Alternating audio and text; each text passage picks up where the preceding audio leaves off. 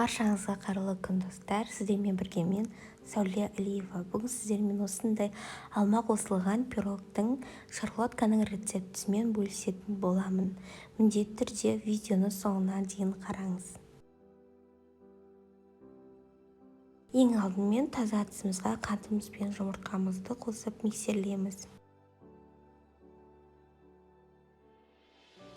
Осылай аппақ болып көпіргенше миксерлейміз. Ал енді қаймағымыз бен сұйық майымызды қосып тағы да миксерлеп барлығын араластырамыз.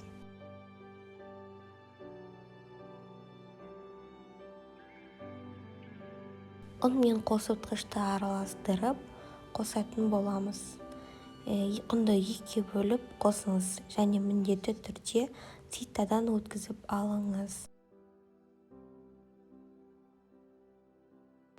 Ұнды қосқаннан кейін тағы да миксерлеп араластырамыз. Егер қаласаңыз венчикпен істесеңіз де болады. Маған осылай миксермен ыңғайлы болғандықтан миксер пайдаландым. Барлығы араласқаннан кейін ұнымыздың екінші бөлігін қосатын боламыз. Барлығын тағы да миксермен араластырып шығамыз. Неге менің қамырым бір қалыпқа енді, ұнды азыздан араластырғаныңыз дұрыс, қатты сұйық немесе қою болып кетпеуі қажет. Ал енді алмамызды осылай кубик етіп турап аламыз.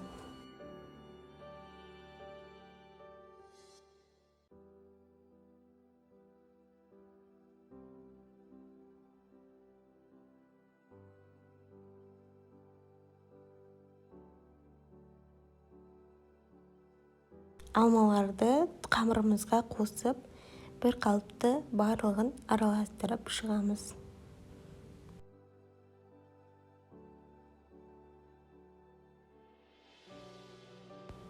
Дайын болған қамырымызды өзіңіз қалаған кез келген формаға орналастырыңыз. Менде осындай дөңгелек пішінді 22 сантиметрлік форма және бесін әсемдеу үшін осылай бір алманы алып, жіңішке етіп турап, осылай роза ретінде орналастыратын боламыз.